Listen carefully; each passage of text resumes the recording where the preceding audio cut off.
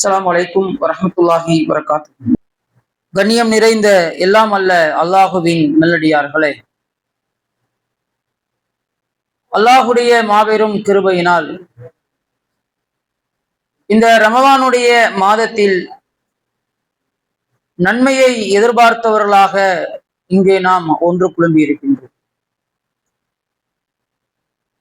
இங்கே சொல்லப்படக்கூடிய செய்திகளும் செய்யக்கூடிய அமல்களுக்கான கூலியை அல்லாஹ் ரப்பல் ஆலமீன் உங்களுக்கும் எனக்கும் இம்மையிலேயும் மறுமையிலேயும் கொடுத்து உதவுவானாக. கண்ணியம் நிறைந்த எல்லாம் அல்ல அல்லாஹுவின் நல்லடியார்களே, அல்லாஹ் ரப்பல் ஆலமீன் இந்த மனித சமூகத்தை படைத்து அதில் சிறந்தவர்களாகவும் சிறப்பு மிக்கவர்களாகவும் நேர்வழியின்பால் வழிகாட்டப்பட்ட சமூகமாகவும் நம்மை ஆக்கி அருளியிருக்கின்றான். அல்ஹம்துலில்லாஹ். இந்த உலகத்தில் நாம் வாழக்கூடிய காலகட்டத்தில் நம்மில் ஒவ்வொருவரும் நம்முடைய வாழ்வை எப்படி அமைத்துக் கொள்ள வேண்டும் என்பதையும், நம்முடைய இலக்கும் பயணமும் எதை நோக்கி இருக்க வேண்டும் என்பதையும் இறைவனும் இறை தூதரும் மிக அழகாகவும் தெளிவாகவும் நமக்கு உபதேசம் செய்கின்றார்கள். அந்த அடிப்படையில் அல்லாஹ் ரப்பல் ஆலமீன் தன்னுடைய திருமறையில் சொல்கின்றான், ஸுய்யின லின்னாஸி ஹுப்பு ஷஹவாத்.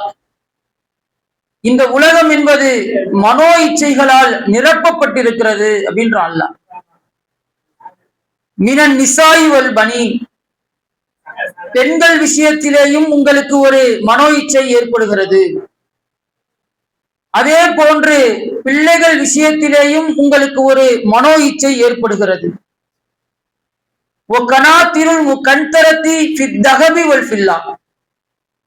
குவிக்கப்பட்ட வெள்ளி தங்கங்களை சேமிப்பதில் உங்களுக்கு ஒரு மனோ இச்சை ஏற்படுகிறது. வல்ஹைலுல் முஸவ்வமா, அடையாளமிடப்பட்ட அந்த வாகனங்களை வாங்கி குவிப்பதில், அடையாளமிடப்பட்ட அந்த குதிரைகளை நீங்கள் தேர்வு செய்வதில் உங்களுக்கு மனோ இச்சை இருக்கிறது என்று அல்லாஹ் ரப்பல் ஆலமீன் ஒரு பட்டியலை போடுகின்றார்.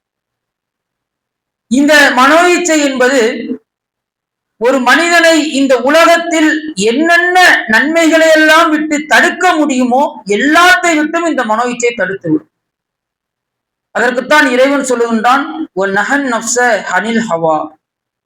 யாரெல்லாம் தன்னுடைய மனோ இச்சையை விட்டும் தன்னுடைய உள்ளத்தை பாதுகாத்துக் கொண்டார்களோ, யார் மனோ இச்சையின் அடிப்படையில் இந்த உலகத்தை நேசிக்காமல் மறுமைக்கான தன்னுடைய வாழ்வை எந்தெந்த மனிதன் நேசிக்கிறார்களோ அவர்கள் வெற்றி பெற்று விட்டார்கள் என்று அல்லாஹ் ரப்பல் ஆலமீன் சொல்லி காட்டுகின்றார். அப்ப இறைவன் ஒரு பட்டியலையே நமக்கு சொல்றான். இந்த உலகத்தில் நீ எங்க திரும்பினாலும் அங்க உனக்கு ஏதாச்சும் ஒண்ணு உனக்கு கண் குளிர்ச்சியாக இருக்கும், ஏதாச்சும் ஒண்ணு உனக்கு தேவையாக இருக்கும், ஏதாச்சும் ஒண்ணு உன்னை ஈர்க்கக்கூடியதாக, இந்த உலகத்தின் பக்கம் உன்னை ஈர்க்கக்கூடியதாகவும் மறுமையை விட்டு உம்மை திசை திருப்பக்கூடியதாகவும் இருக்கும் என்பதை அல்லாஹ் ரப்பல் ஆலமீன் இந்த திருக்குர்ஆன் வசனத்தில் நமக்கு சொல்லுகின்றான். நீங்கள் பாருங்கள், அல்லாஹ் முதல்ல சொல்றான் மினன் நிசாஇ, பெண்களுடைய விஷயத்தில் நீங்கள் கவனமாக இருந்து கொள்ளுங்கள். இன்றைக்கு நீங்கள் வலைதளங்களை திறந்து பார்த்தாலே முழுக்க முழுக்க பெண்களுடைய ராஜ்யம்தான். நல்ல விஷயத்தை பேசுறாங்களா அப்படின்னு கேட்டா அது கிடையாது. நல்ல செய்திகளை மக்களுக்கு மத்தியில் போதிக்கிறாங்களா அப்படின்னு கேட்டா கிடையாது. இன்னைக்கு ஆபாசம் என்பது ஒரு ஆபாசமாக ஒரு பெண் நடந்து கொள்வதுதான் இன்றைக்கு ஒரு பெண்களுக்கான தைரியம் அப்படின்ற மாதிரி இன்னைக்கு ப்ரமோட் பண்றாங்க. நீங்க பாருங்க, அரைகுறை ஆடையோடு ஒரு பெண் வந்தாங்கன்னா எப்பா எவ்வளவு தைரியமான பொண்ணு அப்படின்றாங்க. அதே மாதிரி ஒரு சினிமாக்களில் நிர்வாணமாக ஒரு பெண் நடிக்கிறாங்க, அதை ஒருத்தர் ஸ்டேஜ்ல சொல்றான், அவங்க ரொம்ப தைரியமான பொண்ணு. அப்ப விபச்சாரம் என்பது இன்றைய காலகட்டத்தில் மக்களுக்கு மத்தியில் எப்படி காட்டப்படுதுன்னா அது பெண்களுக்கான தைரியம் அப்படின்னு காட்டப்படுது. அதைத்தான் இறைவன் சொல்லுகின்றான், மினன் நிசா, பெண்கள் விஷயத்தில் உங்களுக்கு மனோ இச்சை இருந்து கொண்டே இருக்கும். அடுத்து அல்லாஹ் சொல்லுகின்றான், வல் பனீன், பிள்ளைகள் விஷயத்தில் உங்களுக்கு மனோ இச்சை. எவ்வளவோ நம்ம மார்க்க விஷயத்தில் உறுதியாக இருக்கக்கூடிய மனிதர்களாக இருப்போம். மார்க்க விஷயத்தை சொல்லக்கூடியவர்களாக பின்பற்றக்கூடியவர்களாக இருப்போம். அதே நேரத்தில் பிள்ளைகள் விஷயம் என்று வந்துவிட்டால் பிள்ளையா மார்க்கமா அப்படின்ற ஒரு நிலை வருகின்ற பொழுது எல்லாத்தையும் விட்டுட்டு அந்த பிள்ளையின் பக்கம் சாயக்கூடியவர்களாக இருக்கும். பிள்ளைகளை கண்டிக்கக்கூடியவர்களா நம்ம இருக்க மாட்டோம். பிள்ளைகளுக்கு நல்லதை எடுத்து சொல்லி அவர்கள் செய்யக்கூடிய தவறுகளை தடுக்கக்கூடிய மனிதர்களாக நம்ம இருக்க மாட்டோம். என்ன பண்றது, என் பிள்ளை செஞ்சுட்டான் அவ்வளவுதான். இன்னைக்கு பாருங்க, அதாவது தன்னுடைய அன்றாட உணவு தேவைக்கு கூட வட்டி வாங்கக்கூடாது என்று இருந்த எத்தனையோ தாய் தந்தையர்கள் இன்றைக்கு பிள்ளைகளை காலேஜில் சேர்த்து விட்டுட்டா இந்த பைக்ல தான் நான் காலேஜ் போவேன்றான், இந்த மொபைல் போன் வாங்கி கொடுத்தாதான் நான் காலேஜ் போவேன்றான். அப்ப இத்தனை நாள் தன்னுடைய தேவைக்காக கூட வட்டி வாங்காத பெற்றோர்கள் அந்த பிள்ளைக்காக வட்டி என்று சொல்லக்கூடிய ஒரு ஹராமான விஷயத்தில் போய் விழக்கூடியவரை நம்ம பார்க்கணும். அவ்வளவு நோவினைப்படுத்துறாங்க. இன்றைக்கு ஒவ்வொரு பெற்றோர்களும் இன்றைக்கு பாருங்க, இன்றைக்கு வலைதளத்தினை எடுத்து பாருங்க, புலம்புறாங்க. ஒண்ணுமே கிடையாது. நேத்து ஒரு சம்பவம், ஒரு கார்ல ஒரு வீட்டுக்கு ஒரே ஒரு பிள்ளை, அதனால ரொம்ப செல்லம் கொடுத்து வளர்த்து கேட்கறதெல்லாம் வாங்கி கொடுத்து இன்றைக்கு அந்த கார்ல வேகமா போய் ஆக்சிடென்ட் முடிஞ்சு போச்சு. அவர்கள் கதறாங்க, அந்த சேனல்களுக்கு பேட்டி கொடுக்குறாங்க, பிள்ளைகளுக்கு இந்த மாதிரி வாங்கி கொடுக்காதீங்க அப்படின்னு. அவங்க வாங்கி கொடுக்கறதுக்கு முன்னாடி எத்தனை பேர் இதை சொல்லியிருப்பாங்க, பிள்ளைகளை இப்படி வளங்க, இந்த மாதிரி ஆடம்பர செலவுகளை செய்யாதீங்க, பிள்ளைகளை நேசியுங்கள், நல்ல முறையில் பிள்ளைகளுக்கு மார்க்க விஷயத்தை சொல்லிக் கொடுங்க அப்படின்னு பேசுறோம். அதையெல்லாம் கேட்காமல் பிள்ளையை இழந்த பிறகு அந்த பெற்றோர்கள் வருந்தக்கூடிய ஒரு நிலையை நம்மால் பார்க்க முடியும்.